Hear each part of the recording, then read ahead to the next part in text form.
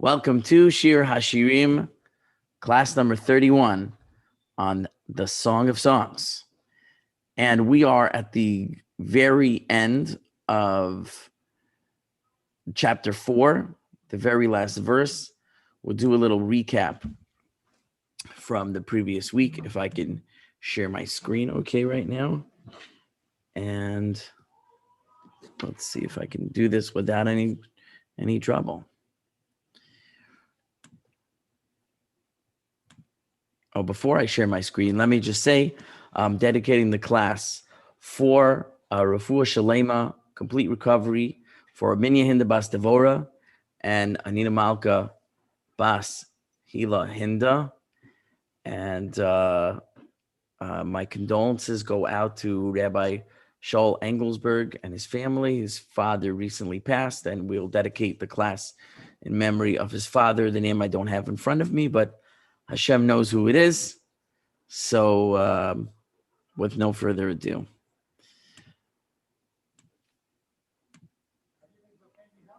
Okay. You should be able to see the text. Now, this is not the right verse because I have to scroll down to it.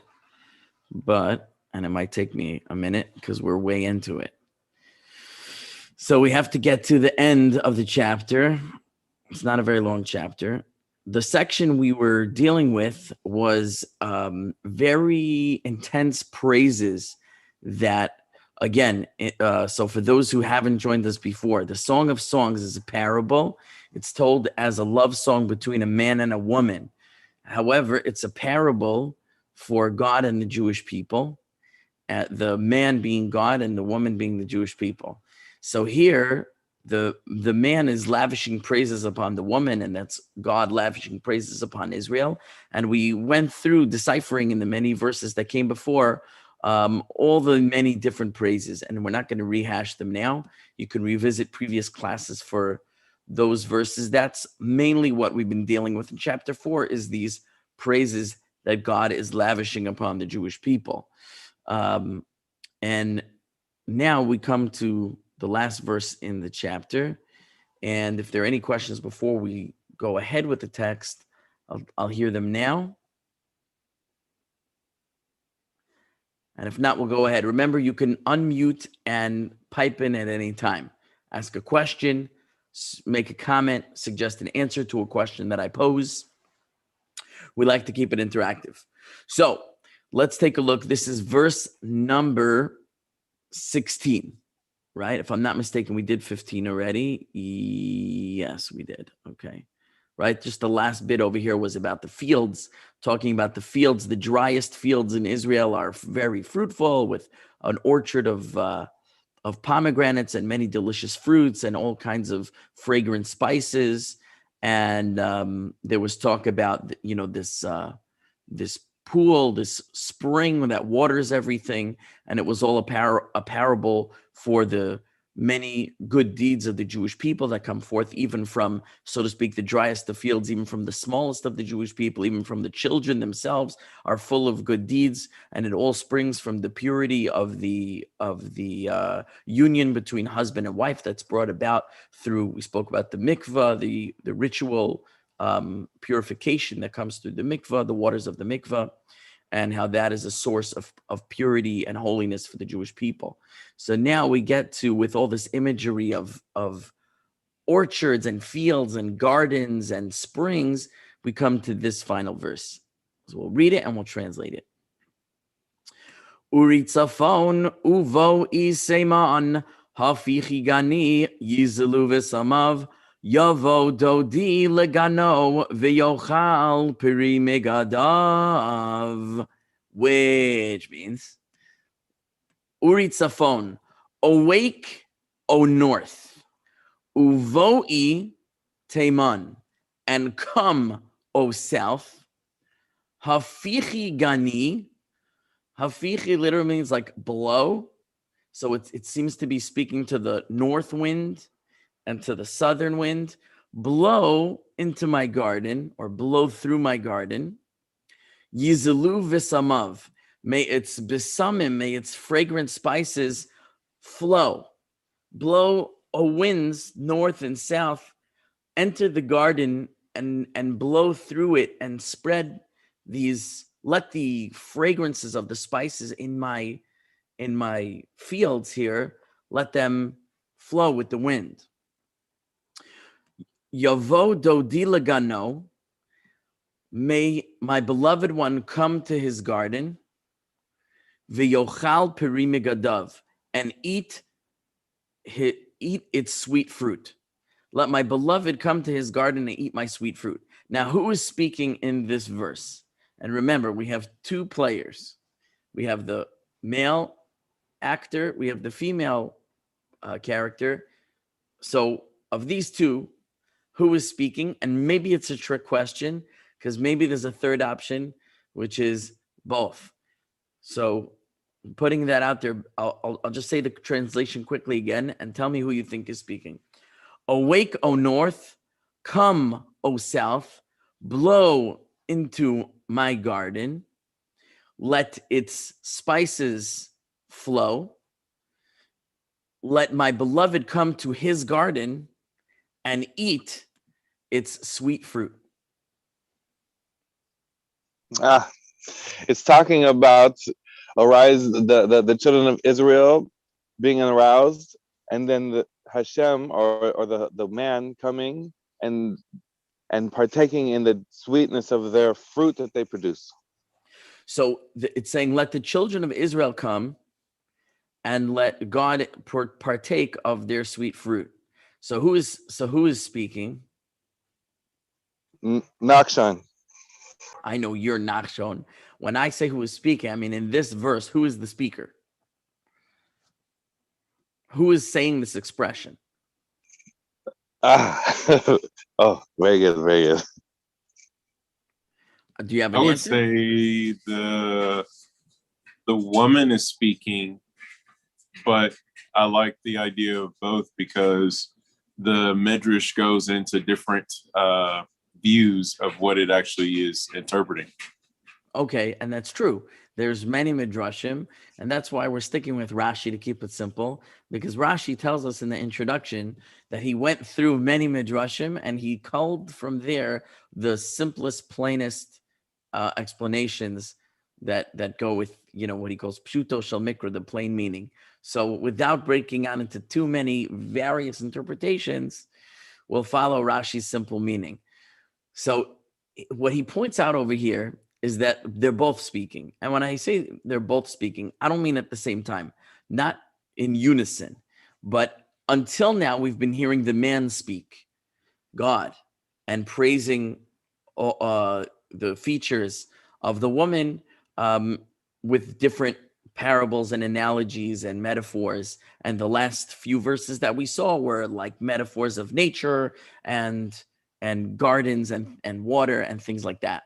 So here, the verse begins with him still speaking, and he is saying to the winds, north wind, south wind, come and blow into my garden and let this fragrance of the fragrant spices flow. And then she responds because she says, Yavo dodi. Now, dodi, my beloved, is masculine. My beloved, my masculine beloved person, if it would be a woman, it would be like a dodati. But dodi is for a man. So you hear that the woman is speaking. Let my beloved come. So until now it was him. And the verse seems to flow. You would think starting the verse that it's him speaking. Rashi says it is. But once we get to the middle of the verse, there's a pause. And she responds at the end and says, Yavo dodi lagano. You can also see this is the case from the pronouns here. Because she says, let my beloved come to his garden. But so his garden, that's also masculine, right? So it's talking about him, his garden. But whose garden is it in the first half of the verse? He says, awaken, O north, and come, O south, blow in my garden, gani, hafichi gani, blow my garden, gani, my garden. So it's whose garden is it? It's his garden. How do you know it's his garden? Because she says, gano, his garden. So whose is it? My garden or his garden? Well, it depends who's speaking. If she's speaking, she speaks of his garden. Doesn't say her garden. So we know it's her speaking about him. So if it's his garden, then the one who's saying my garden has to be him. That's just logical deduction. So he's saying, "Come, O north, awaken, O north, come, O south, blow in my garden, let the spices flow, let the fragrances flow." And she says, "Come, my beloved, to your garden and eat your delicious fruit." So, what is that? What does that open up to? So let's see. Please stop me at any time if you have a comment or a question. Okay, so Rashi says, he puts it into context. Okay, he says this: "Awaken, O north, and come, O south. After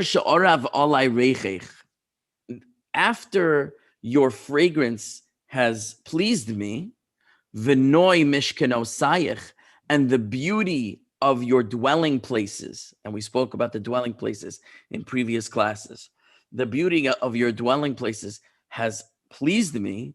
So now that I've come to this place of being pleased with your fragrance and your beauty of your dwellings, Ani mitzava es haruchos, I am commanding the winds, tzafon v'teiman, north and south, lehafiach beganech, to blow into your garden, lotzeis reichech hatov lemeirachog. Listen to this: that your good smell, your good fragrance should spread out, should go out to faraway places.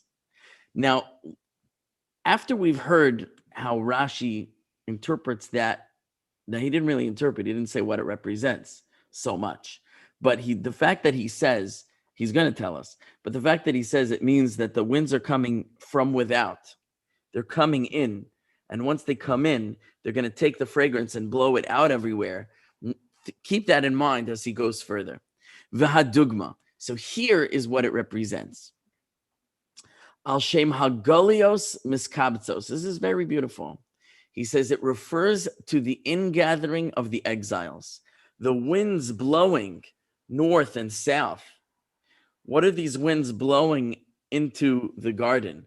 These are the exiles returning from the Jewish people returning from exile. Umikol hagoyim, another person. Welcome, Sandy. We're very happy to see you. Continuing. We don't see you. We're very happy to have you here. Umikol hagoyim miviim osam mincha Yerushalayim. Listen to this. From all the nations, they are bringing them.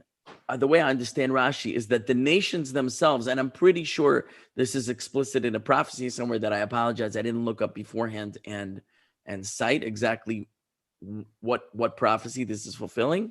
That's explicit, but it occurs to me that it is.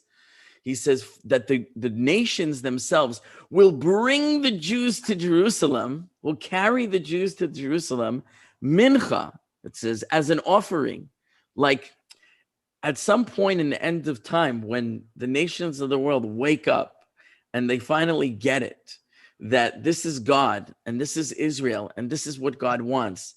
So they're going to themselves carry the Jews. And again, that doesn't need to be literal, but in some way enable the return of the Jews to Jerusalem as a mincha, as an offering to God. They're going to see it as their service to God. The God of Israel is now my God, and I want to fulfill his will, and I want to please him. And I know he wants Israel to return to their land. And so I'm helping them along. This is my offering to God to enable the exiles to return. Very, very beautiful. He says, Uvimei habinyan, and in the days of the construction, that means the construction of Jerusalem and the final temple. Slicha, Rabbi. Yeah, go ahead. The prophecy was Isaiah 49. Okay, do you have it in front of you? Do you want to read it to us? Well, it's basically the chapter, but it starts off saying, the whole chapter. Listen to me, distant nations, you people who live far away. Before I was born, Adonai chose me and appointed me to be a servant. He made my word sharp as a sword. With his own hand, he protected me. Right. So it goes down, verse 5. It says to bring back the scattered people of Israel. Hashem gives me honor. He is the source of my strength. Okay, so I'm just to put a little caveat on that. My understanding of those verses, and this is based on looking at the commentaries there, and you're welcome to look and tell me if I'm mistaken, but essentially all the commentaries that I looked at say that the speaker there, like I asked you here, who is speaking? The speaker there is Isaiah himself. Now, of course, it's Isaiah because it's his book. But in other words, whose voice is he representing? Sometimes he's speaking as God. Sometimes he's speaking as, the body of Israel. But from what I understood in the commentaries there, he's speaking as Isaiah. Isaiah, was appointed by God to do this. So, so then it's not exactly the nations of the world saying we are bringing them back. So I'm not sure if that aligns with here. So I'm not sure if it's what I was thinking of, but I am thinking of, and I can't remember where, somewhere where there is a prophecy regarding the nations themselves bringing the Jews as an offering outside of Rashi's comment. And as Rashi seems to be, he's coming from somewhere. He's basically paraphrasing a prophecy in Tanakh, and he's saying this is the reference here in Shir haShirim. And again, for the new people and for everyone else, I'll just remind you that Rashi, again, in his opening remarks to not the introduction, but verse 1 of chapter 1 of Shir haShirim, explains that what does it mean, Shir haShirim, the song of songs? Some of you may remember this. It doesn't mean, he gives two meanings. One is that it's the song which is above all songs. It's like the greatest song, that it stands above all other songs. It's the song of songs. But he gives an additional meaning that what it means is it's a song that is comprised of other songs. So it's a song made out of songs. What is a song made out of songs? So he says that all the books of Tanakh can be called a song. They can be that's a moniker that you can give to the holy books. You can call them songs. So what Shlomo HaMelech did, what King Solomon did with his divine inspiration of knowledge of even prophecies that would come in the future, is that he anthologized the entire Tanakh into one book that is this beautiful parable that really weaves into a single tapestry all the threads of all the other prophecies. And as I tried to show you throughout the book, as we went through it from beginning till here, how Rashi will align passages in Shir haShirim with passages elsewhere in Tanakh and explain that this moment in the relationship between God and Israel that's being described here is this event in Tanakh. It's this prophecy in Tanakh. So over it's here, it's in Yeshayahu. It's in Isaiah. So, but the prophecy, I found it. Yeah. Okay. Let's hear. It's saying here in Yeshayahu, in chapter 14, it's saying, "For Hashem shall have mercy on Yaakov, and he shall choose Israel, and he shall place them on their soil, and strangers shall accompany them and join the house of Yaakov, and people shall take them and bring them to their place, and the house of Israel shall inherit them on the soil of the Lord for slaves and maidservants, and they shall be captors to their captors and rule over those who dominate over."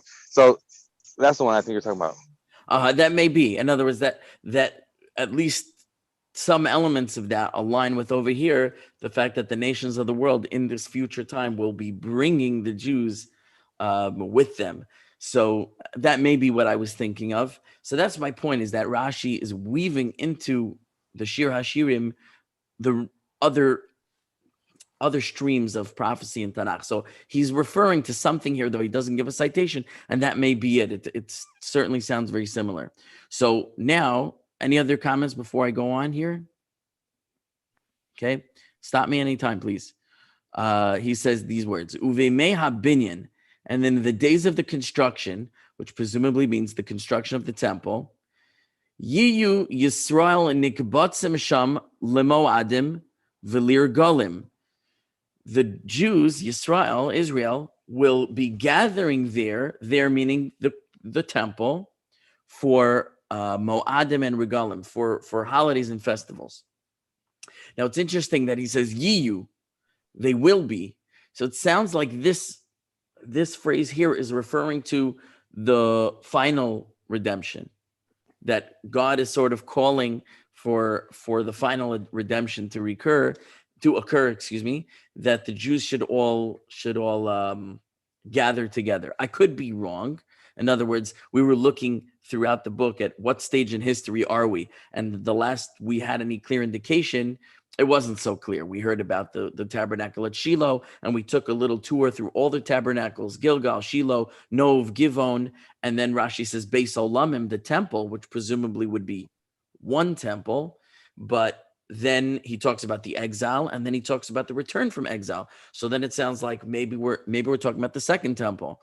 But then if we're talking about the second temple, so this one seems to almost be talking about the third one, because the prophecy of the nations themselves bringing the Jews in, I don't know that was fulfilled in the time of the second temple. Plus, he's using the future tense here. He says, in the days of the temple, Israel will gather there. Not that they did gather there in past tense. Now, can I be certain that that Rashi's referring to a future event relative to his time, or maybe he's referring to a future event relative to whatever time period we're discussing in Shir haShirim, which is perhaps before the second temple, and he means the second temple?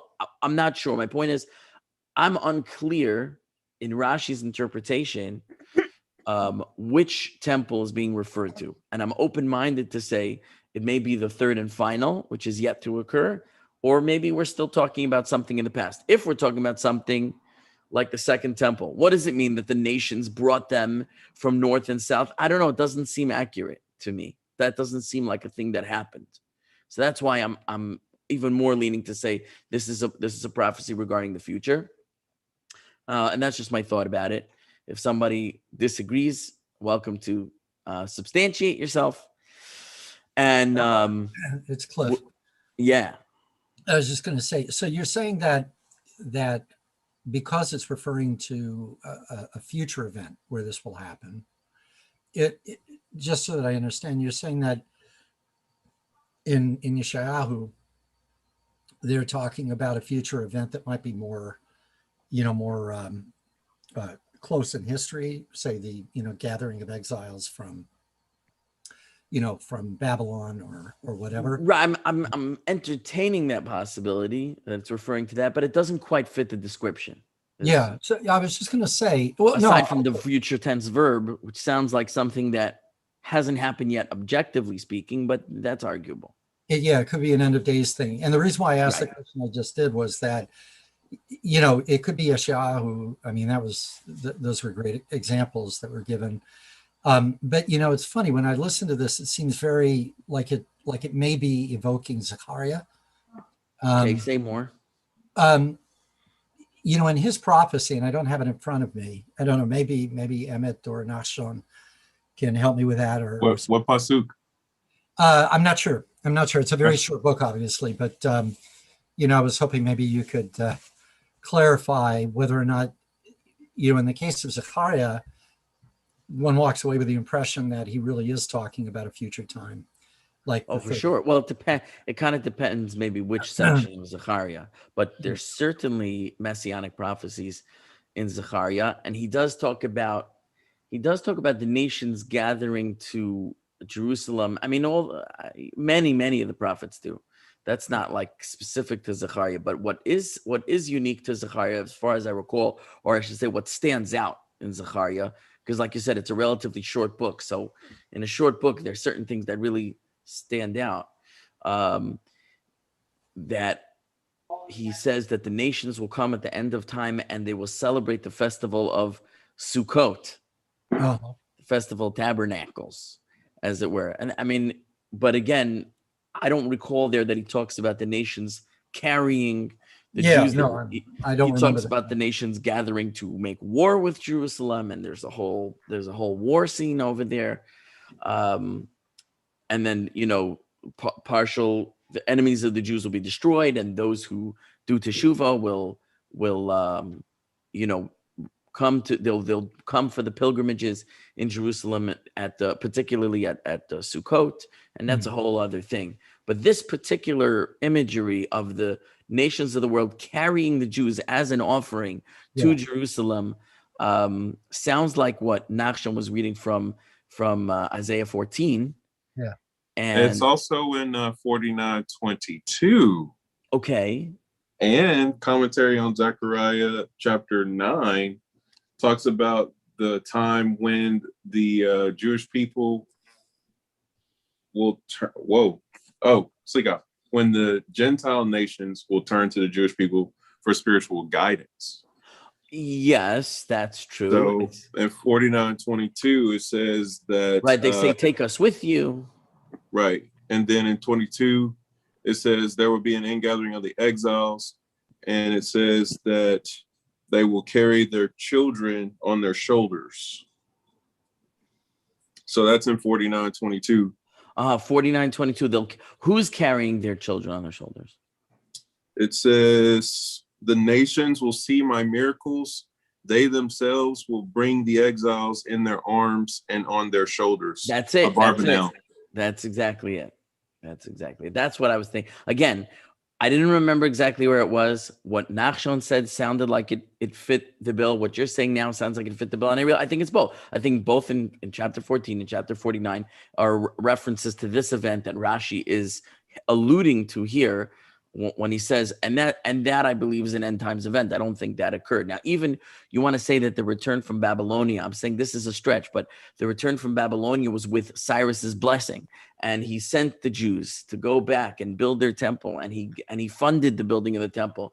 You could say that's like the nations,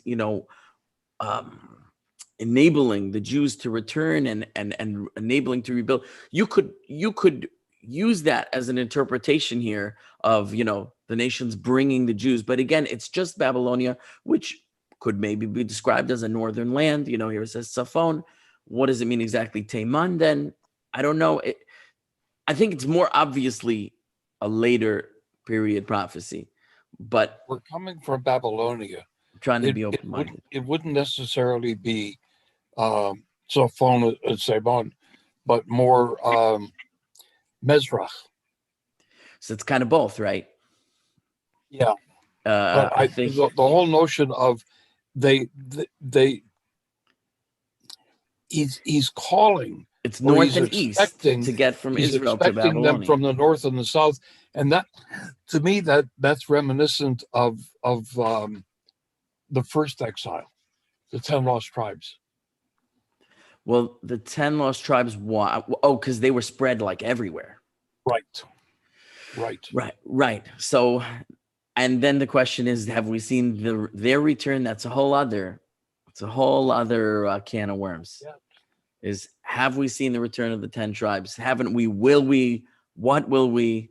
It's too big a topic for this short class. But it's a thought, right? So I'm open-minded. I want to go ahead if that's okay. So now he says, V'Yisrael Meshivin, and Israel responds. So here's the response of Israel. And of course, I colored it because I always color it, right? So you know which commentary goes with which piece of the verse. Israel's responding. This is really beautiful. Okay, I know I keep saying that, but that's the way I feel. It says, Yavo dodi lagano, let my beloved come to his garden. Im atasham, if you are there, hakol sham, everything is there, right? He's praising the garden, and he's saying, the winds should blow. Let the nations gather the Jews back from the different lands into their country. And we're saying, only if you're going to be there. You come. We want you, because without you, it's not what we want, right? Nations, bring the Jews back. Like, please, God, you only if you're going to be there. If you're there, then everything's there. Without you, we're not interested.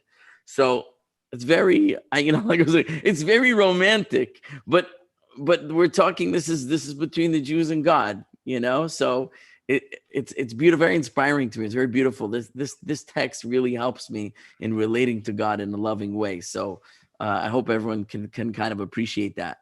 Now I just okay.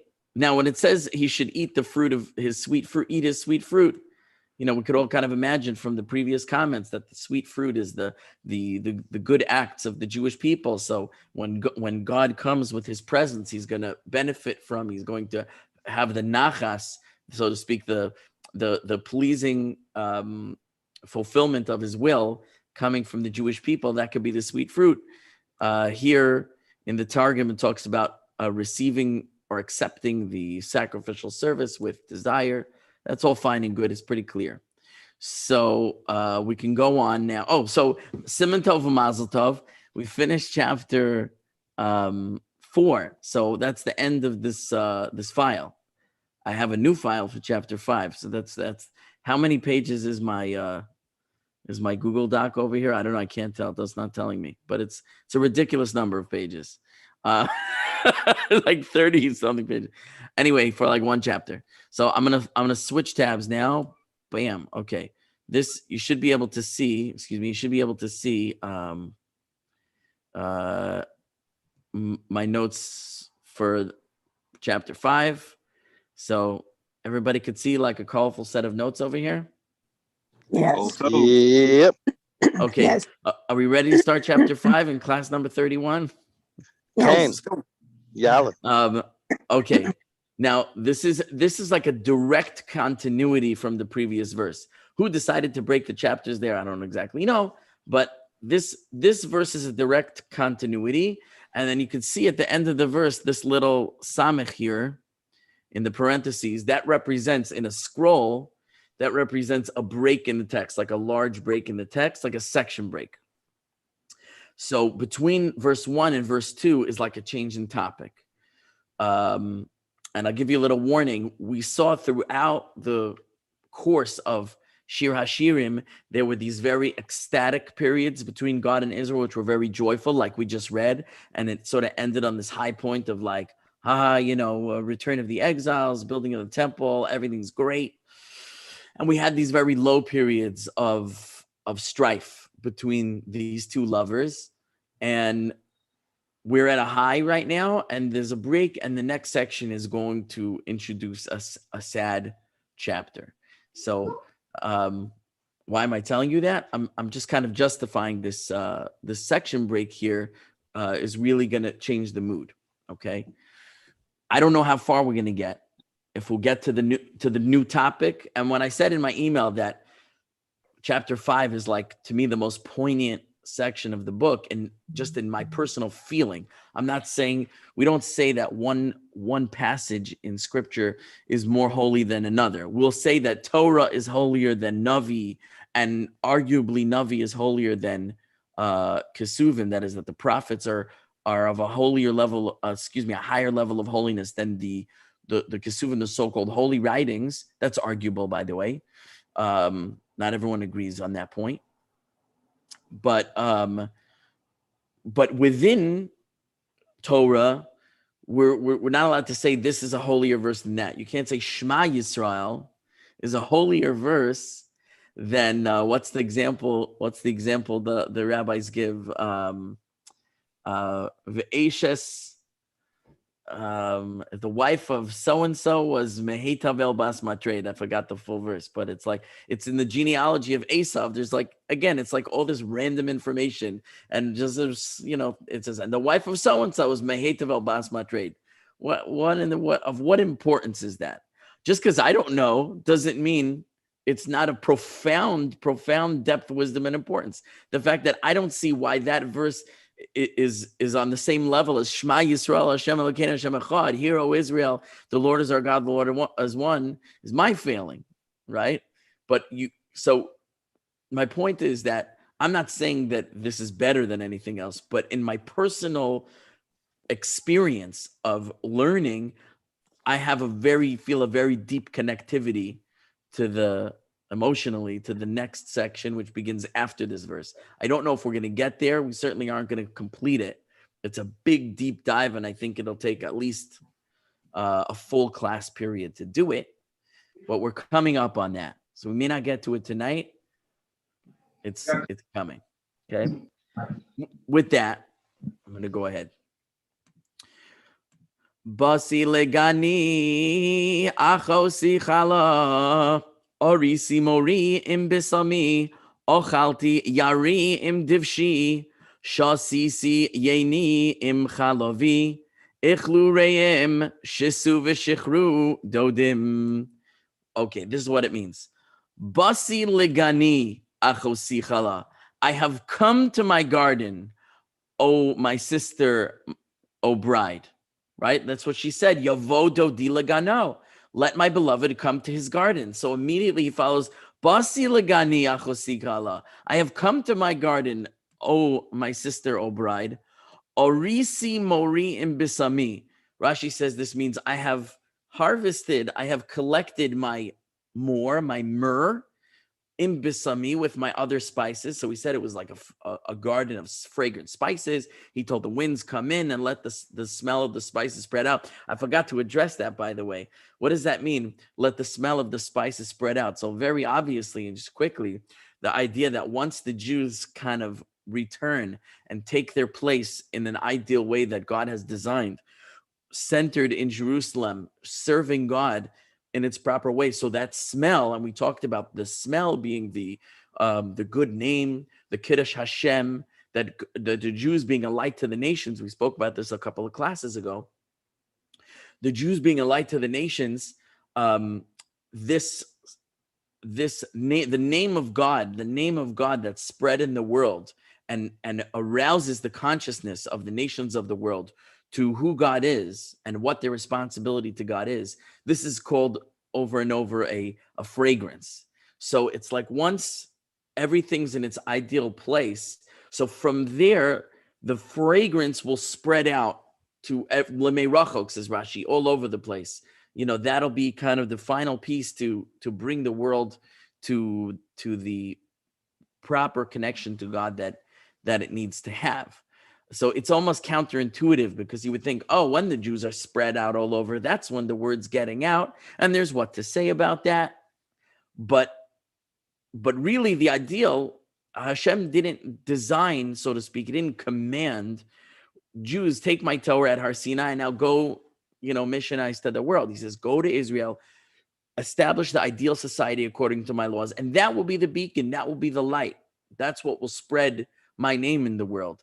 So just a little counterintuitively, that's what's being expressed. When the winds will bring the exiles into the garden, that will blow the fragrance out across the world. So here, when we speak about the fragrant spices, so God's saying, I'm collecting the fragrances, arisi morim bisami. And then he says, achalti yari im divshi. I have eaten the ya'ar with the divash. Now, a ya'ar is literally, it means a forest. A ya'ar is a forest, okay? So, but that's not what it means here. I'm going to explain. It's really awesome, okay? And I also said this maybe last week. Ya'ar with its honey. Divash is honey. I ate my ya'ar with my honey. So what does that mean? Rashi says this unbelievable thing. He says it also in Shmuel Aleph, I think Perek Yudaled, where it talks about Ya'aros Divash. If you ever heard of Ya'aros Divash, it's actually a very famous sefer by Rabbi Yonasan Eibeshitz. Wrote a sefer called Ya'aros Divash, which sounds like forests of honey. That's why I just thought it meant Ya'aros Divash, forests of honey, because a Ya'ar is a forest. No, says Rashi. In context in Shmuel, where we find Ya'aros Divash, which who goes into the Ya'aros Divash? Yonasan, the son of Shaul. That's why Yonasan Eibeshitz wrote his sefer and called it Ya'aros Divash, after the biblical Yonasan who came to Ya'aros Divash. But what is that? Says Rashi, a Ya'ar doesn't only mean a forest, it's another word for a reed. Rashi says that a synonym for a ya'ar is a kaneh. A kaneh is a reed. But what did I tell you last week when we saw the word kaneh in the cane, like a sugar cane? Ah, good, very good. So kaneh, as I mentioned last week, in Hebrew, kufnun hey kaneh, is actually the same as the English word is C-A-N-E, which we pronounce cane, but is really from the Hebrew kaneh. A sugar cane means a stick stick, or as Rashi calls it, like a staff or a reed, a kaneh of devash. Rashi says devash in Tanakh is not necessary. It's also bee's honey, but it doesn't only mean bee's honey. It means really any sweet syrup. So, in fact, in Shmuel over there in the book of Samuel, where the Yaros devash comes up, Rashi writes in phonetic Hebrew letters, tzuker, sugar. Rashi writes sugar, tzuker. So, Yaros devash is a sugar cane. Literally, Rashi says it straight, kaneh tzuker, a sugar cane. So that's why I said last week when we saw kaneh v'kinamon, we saw kaneh and cinnamon, that I said it likely means sugar and cinnamon, like we say sugar and spice and everything nice. So, Rabbi, what would be your thinking on that compared to the tree that was put in the water of Mara to sweeten it? That's a good. I never connected those two because it's called eights, right? Right. And it made the water sweet. Could it have been a sugar cane? It's very interesting. The commentaries certainly don't say that. Rashi definitely doesn't say that. They make note of the fact that it was a miracle that whatever he put in was bitter, or at least Rashi, I think, says this. He put in something bitter into something bitter, and it became sweet, and that was the miracle, right? Right. Someone derived the idea of homeopathy from this, that you fight toxins with toxins. Full disclosure, I'm not a homeopathy guy. I don't accept that, but I have heard people say this idea of opposites, curing opposites, is found in the Torah, not only there, but also with the snake, that they looked at the copper snake to heal them from the snake bite, is this idea of, your toxins healing toxins, whatever. I don't buy it. Anyway, the point is the commentaries say, no, it was a miracle. So don't tell me it's a naturopathy. Anyway, so this is the opposite of nature. There's a long Ramban there by the snake. There's a long Ramban there. He says something very, very bizarre that some people interpret as homeopathy. You look yourself and decide. Anyway, so now what it means is I ate my cane with my sugar. So imagine, says Rashi, I'm going to spoil it. He says, what do you do with the sugar cane?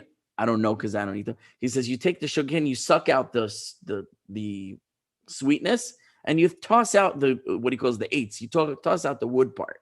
You get rid of the cane, but you suck the sweetness out. But here what he's saying is, not only did I eat the sweet part of the cane, I ate the not sweet part of the cane. I ate the whole thing. I ate the cane together with the sugar. Okay? Shasisi yeni im chalavi. I drank my wine with my milk. And then he says, Ichlu re'im. This is a tzivui form. This is an imperative form. It's like a command. Oh, re'im is like, oh, loved ones. Ichlu, eat. Eat, oh, loved ones, plural. Shesu v'shechru dodim. Shesu, drink. V'shechru, and become intoxicated. Dodim. That dodim also means loved ones, right? So eat, drink, and intoxicate yourselves, oh, loved ones. So he's saying, I came, I collected the fragrant spices. I ate these delicious things, not just the honey, or not just the sugar, but the cane with the sugar, the wine, the milk. And then there's this invitation. Okay, friends, enjoy. Everybody indulge. So what's going on here? Let's see if we can go to the essence of it here. Okay. So Rashi says that the reference, he's coming to the garden. What is the garden? The garden is presumably what? The temple? The temple, presumably. It's going to get a little confusing now. Now we're gonna get some question marks. They're going to float up out of the page. If we can hit some kind of an answer by the end, hopefully, it's not going to be abundantly clear, but there'll be some meaning that will come out. So he says, the collecting of the spices, what would be the harvesting of the spices in the temple? The Ketores. The Ketoret, the incense that was burned in the temple, and God, so to speak, is pleased with that. That's allegorized as the harvesting of the spices of the garden. And that's what Rashi says, that this was said about the Ketoret.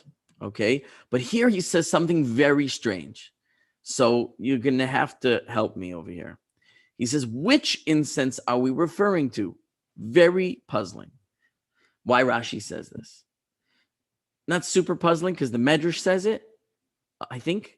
But still, why? Medrash says some more. If I showed you a bunch of Midrashim side by side that interpret this verse, there are some that are a lot less puzzling than this. Why Rashi chose this one, I don't know. He says, this is the incense that they burned. Which one? Ketores Yachid, the incense of the individual. Shehektiru Ketores Yachid HaNesiim.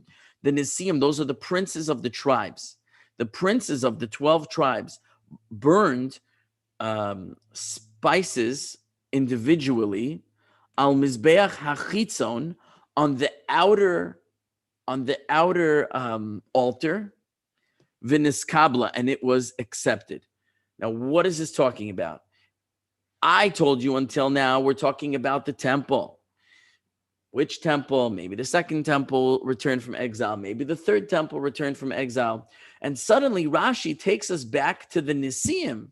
But the Nesiim, the princes of the 12 tribes, was in the tabernacle in the desert. How did we get suddenly back to the tabernacle in the desert? And he says they brought offerings, and it's true. You can read in the chapters in the book of Numbers. I don't know the exact chapters, but it's Parshas Naso. The Nesiim, the princes of the tribes, come one by one each day, and they bring a whole bunch of personal offerings. Among them is spices. Now, I didn't see, and Emmet, maybe you could find it. Rashi doesn't give a citation, he never gives a citation, but I'm saying even whoever printed the commentary didn't add a citation in here where I should look. Rashi doesn't quote a verse. The point is he doesn't quote a verse. So I'm not sure. And I didn't know offhand where it is. Where it says, Emmet, you're my guy, okay? Or Nachshon, one of you. Where it says that they burned it on the outer altar. What do I mean by that? Just to clarify for everyone in the class, the tabernacle and the temples each had two altars. One was inside in the case of the tabernacle, in the tent of meeting itself, inside was a small altar for the burning of spices. There was an outer altar in the courtyard, which was for the burning of sacrifices. In the temple, the permanent temple structure, there was a small altar inside the structure for spices and a large altar in the courtyard for sacrifices. Now, Rashi tells us two strange things. But in particular here is that he says that they burned the spices when the Nesiim, the princes, brought their offering of spices. They burned it on the outer Mizbeach. I didn't know that. Where does it say that? I don't know where it says that. Bamidbar 7:14. Okay, what does it say there? It says 1 gold ladle of 10 shekels filled with incense. With incense, right? And but does it say where they burned it? The commentary does say that it was burned on the outer altar, Menachot 50b. So the Gemara in Menachos 50b, which thank you because I didn't have that in mind, says frankincense. That, and I was looking before the class and I didn't find it. So I appreciate that. Rashi doesn't come from nowhere. That's the point. He's a big scholar. So, okay. So this is based on the Gemara Menachos. Thank you, Emmett. That's what I was asking. That it was burned on the outer altar. And does it say why? Because it should have been burned presumably on the inner altar. Well, the Rashi brings down, we do not find frankincense prescribed as an offering for an individual, right? Nor to have been offered on the outer altar except this one alone. Right. This offering of frankincense by the princes was therefore, and don't know the Hebrew of that, but it says a temporary measure. So basically a part of the installation. Shah, was it say like a Horas Shah? Horat Shah? Yes. So I didn't find the source. So I can't say I was prepared to look at commentaries and know why. But Rashi does tell us here, and it's good because he has a source for it, that the princes, the question we still have is why is this verse taking us back in time to then? But let's see if we can make something of it. The princes brought a offering of incense. Now, what was peculiar about it is two things that Emmett just pointed out, and Rashi points out over here as well. Number one is that the incense was a communal offering, not an individual offering. So for the princes to bring incense as an individual offering was bizarre and never repeated. Secondly, and maybe this is the reason why, maybe because it wasn't a communal incense, it couldn't be brought on the altar for incense. That could be why. And therefore it was burned on the outer altar, which is where offerings are brought, including individual offerings. And therefore, right, which again, so these two things, maybe they go together hand in hand. They never happened again. They were unusual. So Rashi says this is the parable of the sugar cane. Because why? Because a sugar cane has two parts. It is the part that is edible and the part that's inedible, right? So just going past all the technical stuff here, he says, Va'ani me'rov chiba, says God, because of my great love and affection, achalti yarim divshi, I ate even the inedible portion of the sugar together with the sweet edible portion of the sugar. He says, that is that I accepted at this time an offering, a voluntary offering of incense from the individual that normally I wouldn't do. It's not called for. And they brought this unusual offering that's not prescribed anywhere in the Torah.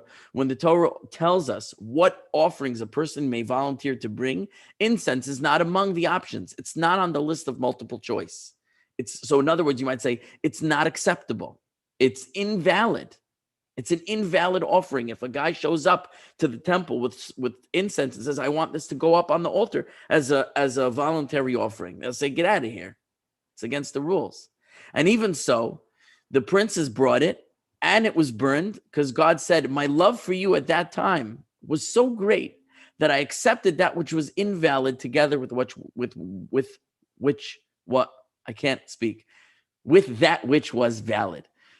I accepted the inedible with the edible. I ate the cane with the sugar. So that's a reference to that, according to Rashi. And then he says, and there's a second example of this, which was the sin offerings that they brought, because a sin offering cannot be brought as a voluntary offering. A sin offering can only be brought when one is obligated to bring a sin offering because they committed the type of sin that requires this offering. And yet they're like, here, we want to bring a sin offering, right? In other words, they brought a goat and they sacrificed it as a sin offering. So that's not valid either. And yet it was done in the case of the princes. So he says Va'ani kibaltem bo vayom. On that day, on what day? So I skipped a little bit. I'm sorry. When he says Basi Lagani, I came to my garden, it says Bimei Chanukas Habayis. I came in the days, Chanukas Habayis means in the days of the dedication of the temple. So Habayis, Chanukas Habayis, it sounds like the temple. And then all of a sudden we're in the Mishkan. Now granted, the princes came when they dedicated the Mishkan. And maybe we could call the dedication of the Mishkan a Chanukas Habayis. You could use that same term for dedicating the tabernacle, the way you can use it for dedicating the temple building itself. So it's confusing, because are we talking about the temple or are we not talking about the temple? Weren't we just talking about the temple in the previous verse when she says, let my beloved come to his garden and the whole thing? And then he comes, I came to my garden at the dedication of the temple. And what happened over there? The princes brought their offerings and I accepted it, even though it wasn't valid. Princes, offerings, what are you talking? Temple, that was the Mishkan. Where are you going? Still is this the third temple? So, like I said, it might be the third temple. Whether it's the third, the second, or the first, it's not the Mishkan. Right. So why did you take me back to the Mishkan on when we were just talking about the dedication of the temple, whichever one it is? Isn't the Mishkan supposed to be a part of the third temple? Is this say supposed to more. be? It's supposed to come up from beneath the Temple Mount. I don't know. I'll be honest. I'm not familiar with that. I may have come across something like that, but it's not coming to me in the forefront of my consciousness. So if you know Okay. something about that, you have to tell me more. Well, I don't have a source on it right now, but I was thinking I read it somewhere that we're supposed to get the Mishkan back when the third temple happens. Okay, so And your it may have homework, been. Oh, okay, I'll take it. I accept. your homework for next week is to bring that source, please. Okay, and then we'll deal Bezrat with it. Hashem. So I know it's past the hour. I want to get to the end of this paragraph here, which is the end of the verse. Just a couple more lines and offer a quick resolution to this question. I'm not saying it's great. I'm just something rather than nothing. Okay. I still think the imagery is very moving here. Now he says, so let's just finish out the words here. He says, I drank my wine. What is it? I drank my wine. Those are the wine libations on the altar. Very obvious and very easy. No problem. I drank my wine. So I collected my spices. That's the incense. I drank my wine. Okay. What's the honey with the, what's the sugar with the cane? That's the invalid with the valid. And he gave the example of what it is. And we're like, that was a different time. That's our question. And then it says, also, it said over here, my wine with my milk. So what's with my milk? He says that this is my milk is an allegory, is a metaphor for the sweetness that it was his masku v'tzachu mechalav, that it was sweeter and smoother than milk. Okay, so the putting the milk in there is just to give an analogy of how delicious this was to God, more than milk. Rashi says, although the verse doesn't seem to immediately say more than milk, it says with milk. Now, just to make that a little more clear, there are other commentaries. So, for example, here in the Targum, he offers wine with milk, he says, is red wine and white wine. The milk is the white wine, is a metaphor for the white wine. It's not what Rashi says, but it's another way that might just sound a little more smooth, a little more glatt in the language, and I liked it. And the Medrash Lekach Tov says that it refers to the menachos, that is the flour offerings, because the fine flour was white, white flour. So the milk is a reference to white flour of the flour offerings. Maybe it's a reference to the libations of white wine. Or Rashi says it's just an allegory for the deliciousness of the libations were like the deliciousness of milk, or greater than. Then he says, eat, my friends, right? So he says he's speaking to Aharon and his sons. We're back in the Mishkan. Aaron and his sons in the Ohel Moed, in the tent of meeting. And then he says, look at this, what Rashi does over here. Uveves olamim, but regarding the temple itself, hakohanim kulam. This is an invitation to all the priests. So if we're talking about the Mishkan, this invitation was given to Aaron and his sons. And if we're talking about the temple later, which we thought we were talking about all along, thank you, Rashi, for coming back to where you left us off. It means it's an invitation to the priests to eat because they did partake of many of the offerings. Shesu v'shechru dodim, drink and become intoxicated friends, loved ones. This is Elu Yisrael. This is Israel, who also were allowed to partake of the meat of the shlamim offering, the peace offering. The meat of the peace offering was shared with Israel. And that was some of the offerings that were offered at the time of, what does he say? L'chanukas HaMizbeach, for the dedication of the altar. They brought shlamim, peace offerings, and that was shared with Israel. So not only were the Kohanim, the priests, invited to partake of those offerings that they exclusively are allowed to eat, and not Israel. That's the Ichlu Reim. But Shesu v'shechru dodim, that second phrase, is the invitation to Israel to partake of those offerings that they're allowed to partake of. For example, the shlamim. And now we got to the end of that. I want to offer just a quick resolution to why does he go back and forth from the Mishkan? So because we don't have a lot of time, I'm not going to open it up to your thoughts. Please excuse me. But I will remind you that way back when we talked about the building of the tabernacle at Shiloh, we said about that, and I think it's chapter 3, verse 11, we said that it was, the day was like Yom Chasunaso v'Yom Simchas Libo. It was like the day of his wedding and the day of the joy of his heart. And Rashi says the day of his wedding was Har Sinai, Mount Sinai was the day of his wedding when the Torah was given to the Jewish people and we became God's bride at the mountain.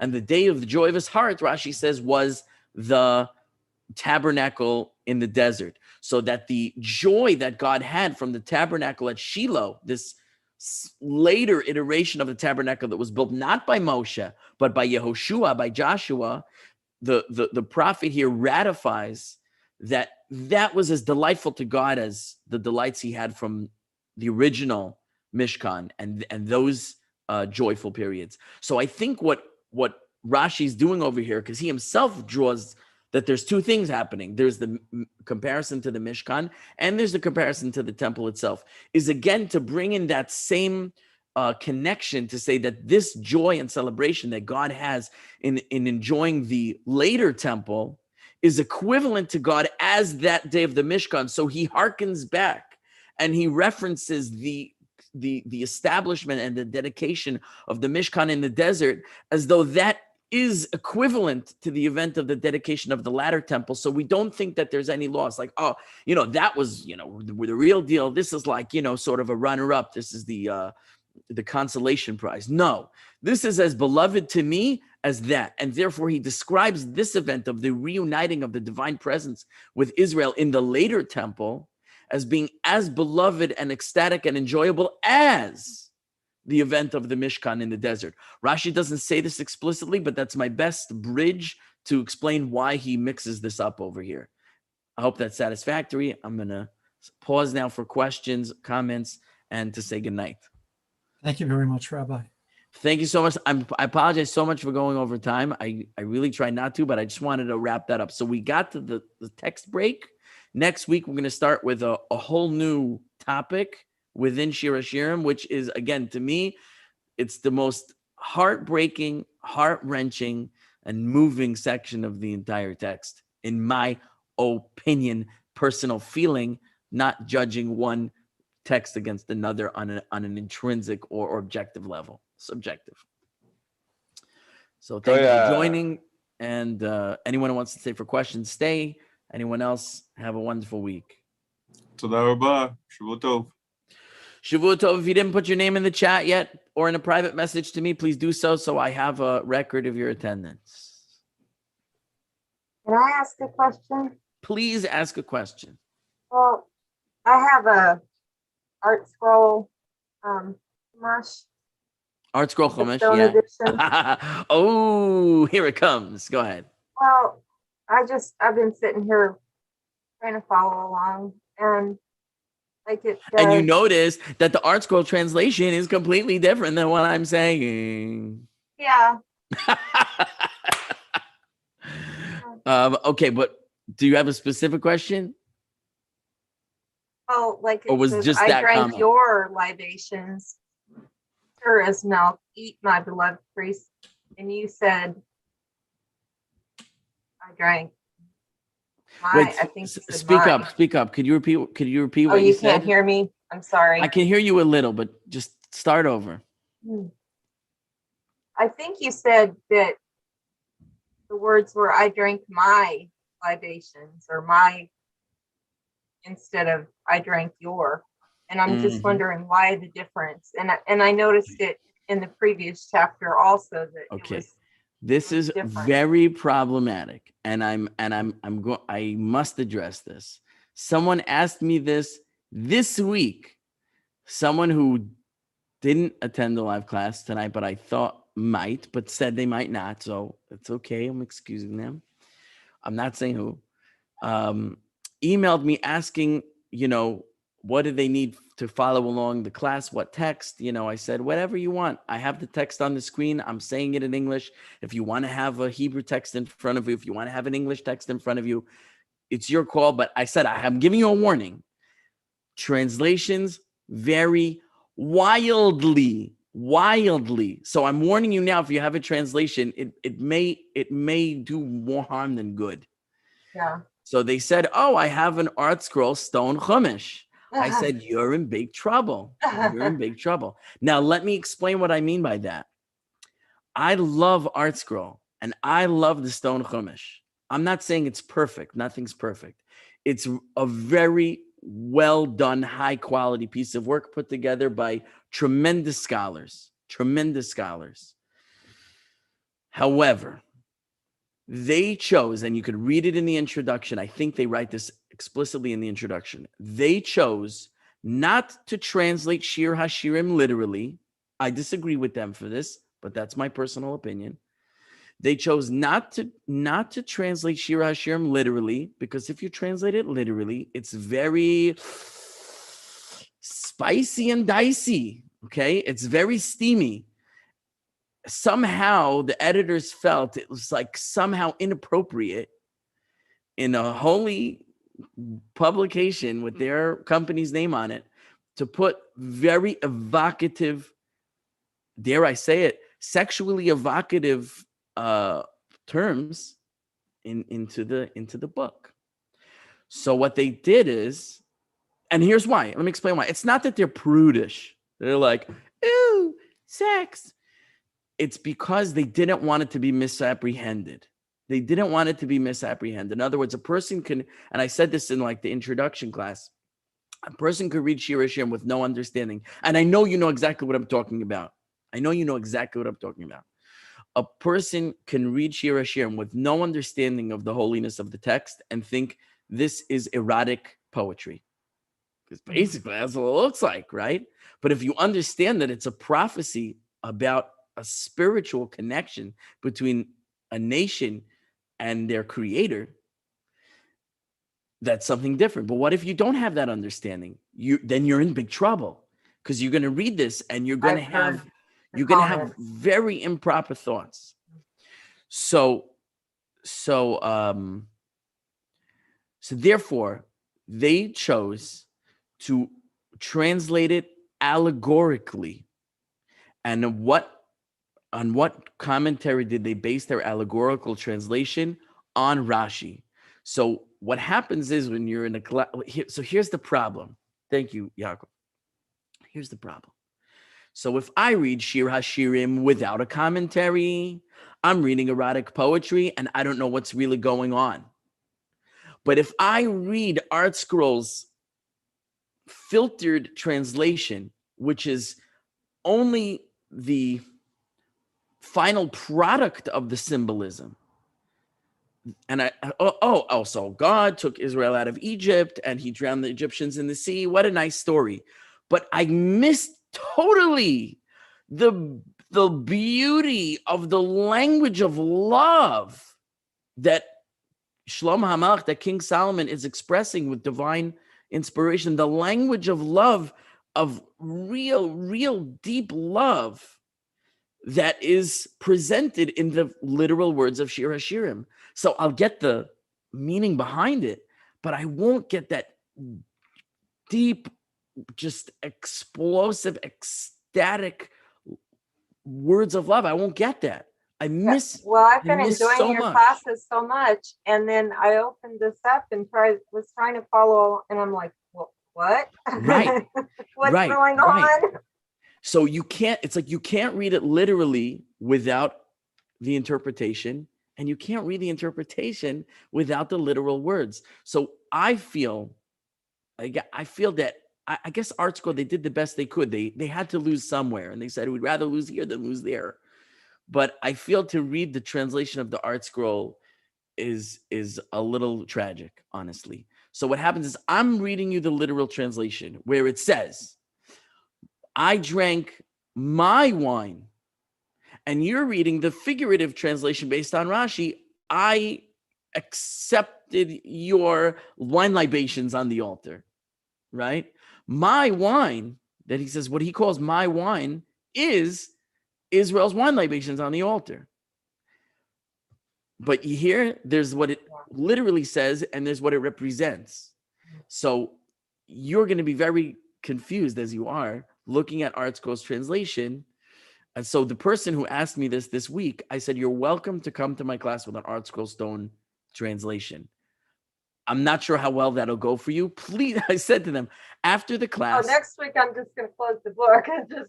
Right? So I said, after the class, please let me know how it was for you. looking at Art Scroll's translation while listening to my class? Did it help you? Like, oh, I know what he's saying because I can see the interpretation is laid out for me over here. Or was it like, like, Yeah, no, tonight I've been like, what? And I've been listening to Emmett and I'm like, that's great. That's why I need to Facebook friend him. But I've been like, what's going on? Right. So let me just say something to you. I'm so glad you asked because it's a very hard question to ask. It's like, am I the only one who's like seeing this over here? Like you feel like the weird one. You want to be like, totally. It's kind of an obvious question, but what are you talking about? It takes such courage to ask. And aren't you glad you asked? Because you asked a great and important question and you got a very important answer to it. Right? So never, that's why our rabbis tell us, lo habaishan lamed, which means the one who is abashed, who's embarrassed, cannot learn. Lo habaishan lamed. If you're too embarrassed to ask, you're never going to know. So I thank you for demonstrating to whoever remained to listen that you should never be embarrassed to ask. And then I want to know, how do I find these midrash places to go on? I mean, I know that you can't cover all this right now, but like I want to find these places to go to find this information, and I don't have the books that you have behind you. I don't, and I want to go online. These aren't my books, by the way. It's just there's just some. Is it just scenery? The shelves in the room. I'm not at my house. I'm at the Kollel, and I set myself up in a little corner. By the way, can I show you the rest of the room? I'm gonna take my webcam. I'm gonna point it around the room. You'll see there's no other bookcases. I just wanted to look scholarly, so I put the books behind me. Like, oh, he's got books behind him. This is obviously a scholar. I know it's a little silly to say that, but it kind of sets the mood a little bit for what we're doing, as opposed to just a boring wall. This is like it's a good backdrop. But let me show you the room, okay? Here's a little whiteboard here, little emergency exits. There's some desks and a classroom. Maybe on the other side of the room, there's another couple of shelves. And it's just white walls. And then you come back around the window over here, and here are the shelves again, right? So this is the only spot with shelves. Don't be so. Anyway, just to show you, things are not always what they appear. You're in a spot that you look like you're totally surrounded by books and books. Whoopsies! And books. I lost my video connection here for a second. Can you hear me still? Yes. I lost my somehow I lost my video. Okay, I'm back.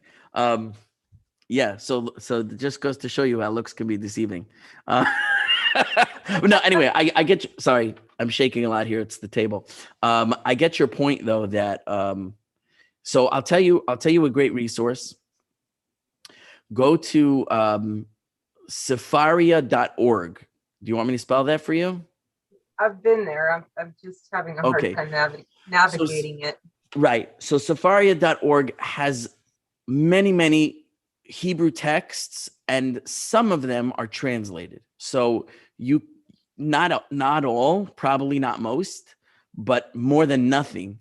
So and the great thing about it is that it links. So if you start with a scriptural verse and you click on it, so on the sidebar you can go to other, you can go like, it has like hyperlinks to other texts that reference this verse, like commentaries or Talmudic passages or midrashim. That's the it's the, so to speak, the oral tradition, but that's since been recorded in writing. And other work, halachic works, that is legal works that reference this verse. So any verse that you click on, it just immediately will let you see dozens of sources that are related to it, and many of them will also have translations. So it's a good place to start if you don't have physical books or translated books. Otherwise, you have to go, spend a lot of money buying books. Yeah. The Art Scroll Midrash Rabbah series has one specifically for Shir haShirim as well. Is that what you have? Because you seem to have a lot of like info in front of you. Yes, that's see where flip my page here. That's basically what I've been using. Right. So it has like tons of notes and references. Breakdown of everything. Right.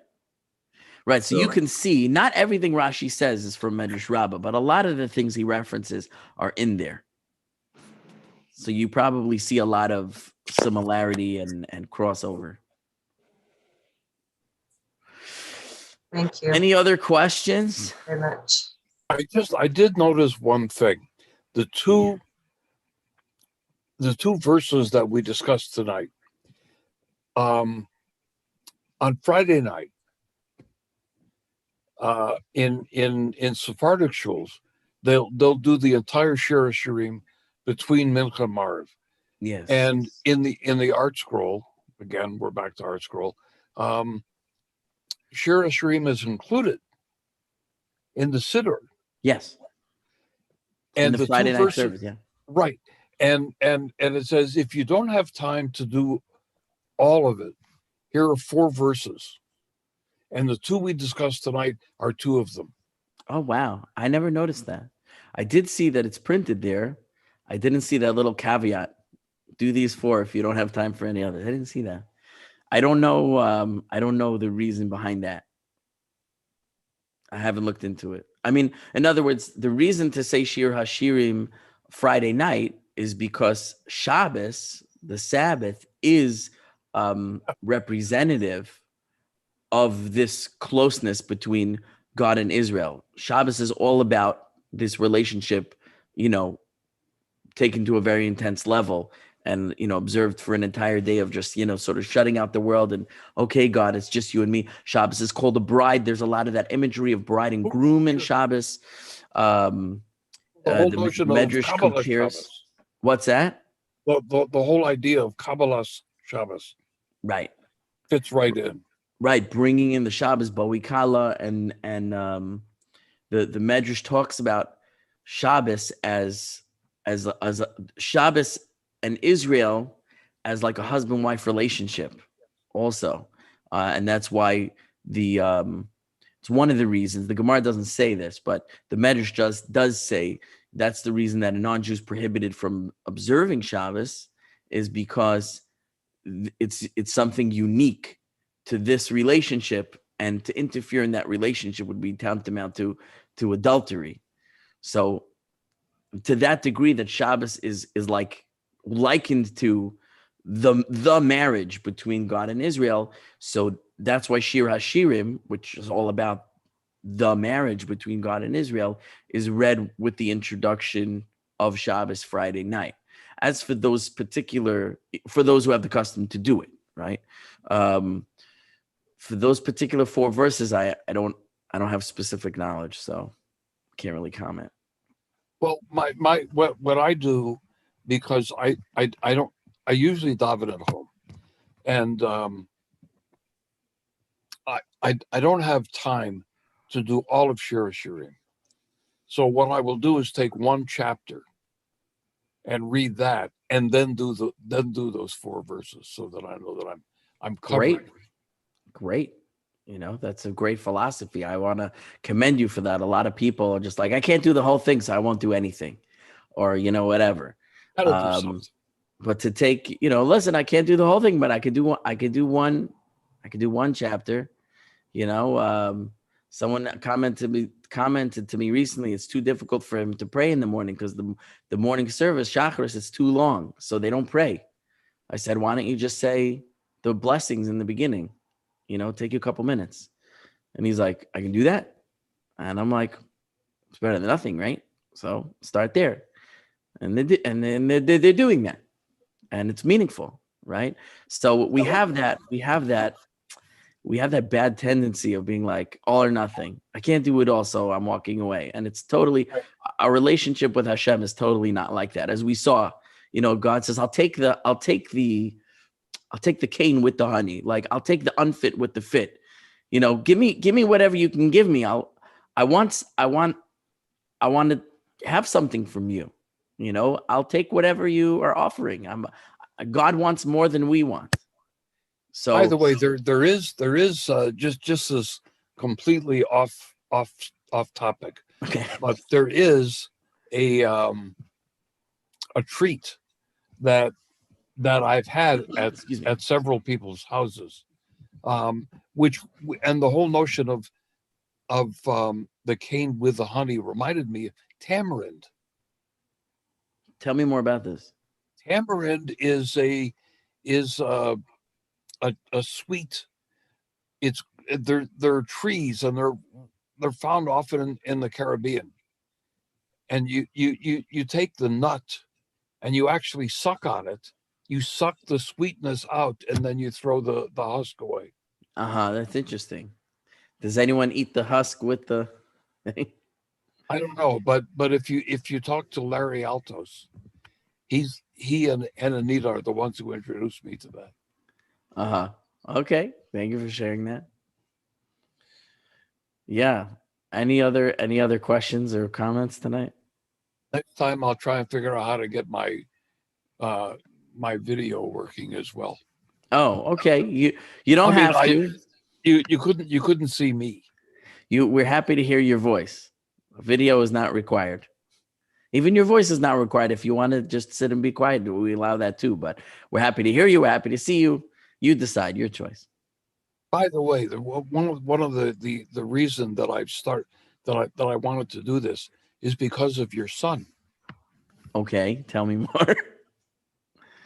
Well, I would see him occasionally on a Shabbos lunch or after lunch, and he was so interesting that I figured, well, he's got to get this from somewhere. It's true, by the way. He's a mini me, is what he is. He's a mini me.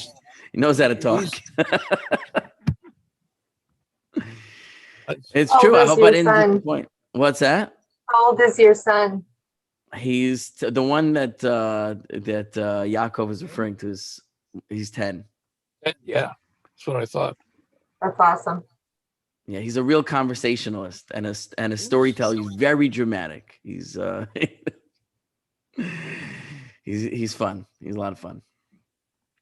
When I was able to go to the Pesach Seder, because not everybody knows about me, but I'm not a Jew. I'm learning, and obviously, but I was able to go to the Seder, and it was so beautiful to me to see a young mother that had come there.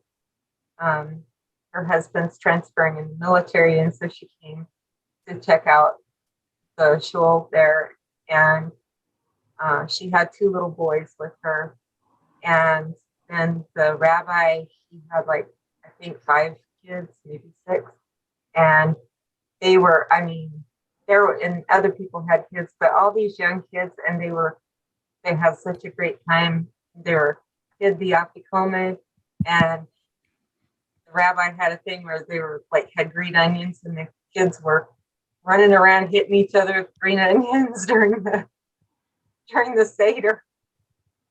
But it was beautiful to me from the different background that I came up with, to see all these kids just participating in this service and having a great time and laughing and playing. And it was just beautiful. And it's beautiful to me to see the Jews raising their children in this religion, and to know God, and it's just beautiful. It's absolutely beautiful, and I'm so proud of each and every one of you that does this and does such a great job of it, and just keep doing what you're doing. Amen. Thank you so much. That's very beautiful, and I appreciate you sharing that, and I wish you tremendous success in your process that you are pursuing, and you should merit to join the nation of Israel in a good time and be a part of what we do, Thank you. Eventually I'll get there. God willing, the right time. Hello. 3 years I'll be 50. 50 is a new 40, I used to be 50. That was a long time ago. One of these days. I'm trying to learn my alphabet. I'm having a hard time. I'm still dealing with that. Just I can read it, but I'm not always sure what I'm reading. Right. I need you, Rabbi. It takes a lot of practice. I'm here to help. You say that you teach second and third graders. First and second. So even Huh? better, actually. Yeah. Yeah. Whatever you need, ask and I'll provide. God And willing. I gotta- With God's I help. will be back. Um, I shall return, as MacArthur said. okay. Well, I actually have to close out the evening because I got to get home and get back to the rest of my life. So I appreciate everyone who came tonight, who participated, who stayed and schmoozed afterwards, as we say. And it was a pleasure. So we'll, God willing, meet again next week. Same Amen. bad time, Bye. same bad channel. Okay. Good night, Emmett. Good night, Hope. Good night, Yaakov. And good night, YouTube world out there. Bye-bye. All right.